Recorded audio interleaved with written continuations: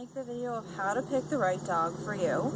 And I have my dog, and the first thing I'm going to show you, because she's excited about her food, is something that you should do with every dog. You've made an appointment to go meet the dog, and I know that you're going to go with energy because you're all excited. But what you want to do is you want to take a couple supplies with you. You can take anything. A lot of people, I know humane societies will actually use a broom because it's got a really long handle. And you want to get any sort of cheap plastic bowl and put a little treat or a little bit of kibble in it for the dog, and just put it down. And this is a huge test for any dog. It shows a lot about food aggression and how they'll respond to you and your children.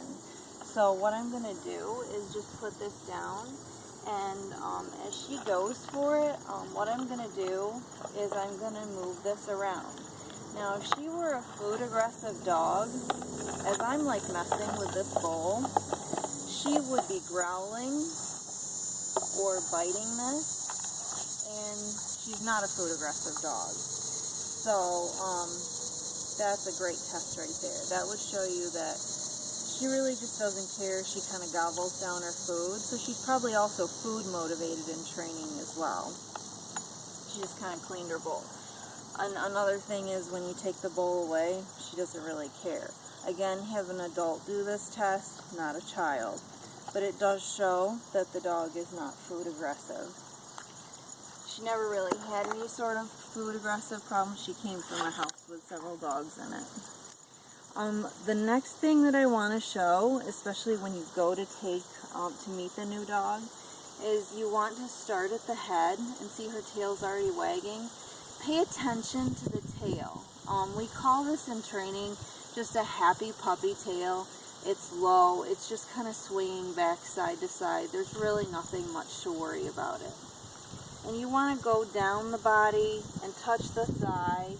And it's also going to give you a sensation, because if you touch anything and the dog cries out, that's going to be an indicator she's in pain. She might have some joint issues.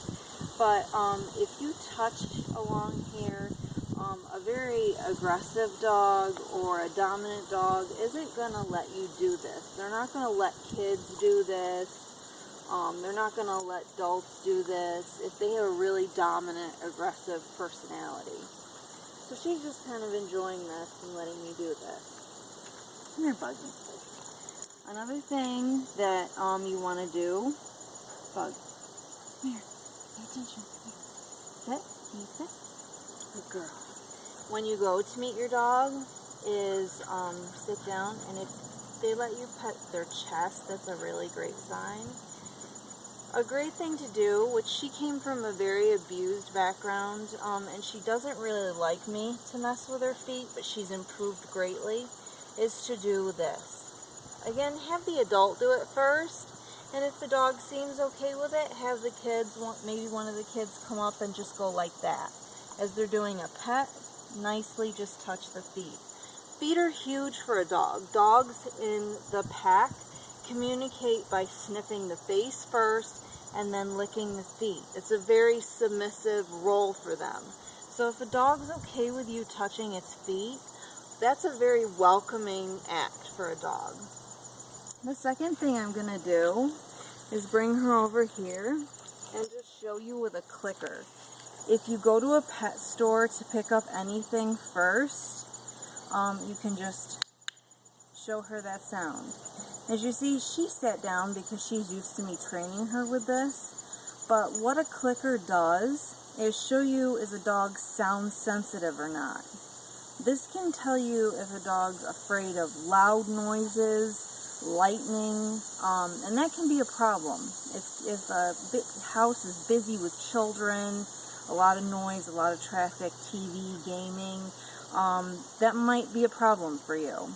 If you don't stop by a pet store first, and you don't have time to buy the clicker, here, Bug, you can just do, Corey, pay attention, come here, focus, here, wait, you can just do a loud, and see how the dog reacts.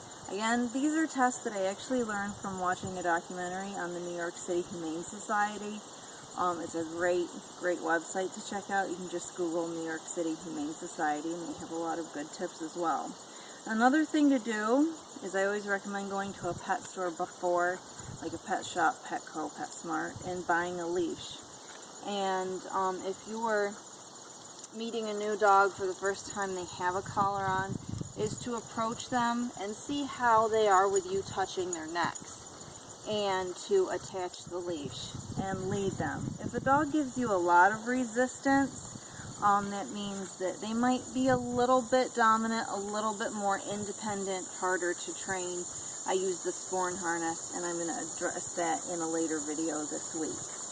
The last thing that I always recommend is to bring a flea comb. This tells you a lot about the dog, because as you're just gently brushing, because you've already done your pet test and they like you to stroke them, is showing this.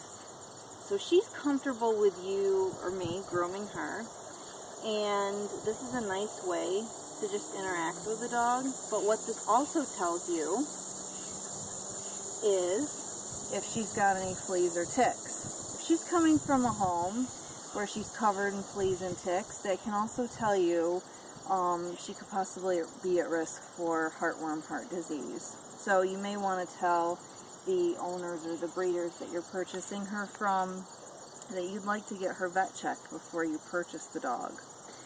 Again, it's always a good thing to start by saying, "Hi, puppy," and just running your hands down the dog, running your hands down the front of the dog, and gently touching the feet, touching the sides, and even sneaking your hand under and giving that belly a nice little pat. The food test is great, and it's always good to have the dog try and walk towards you.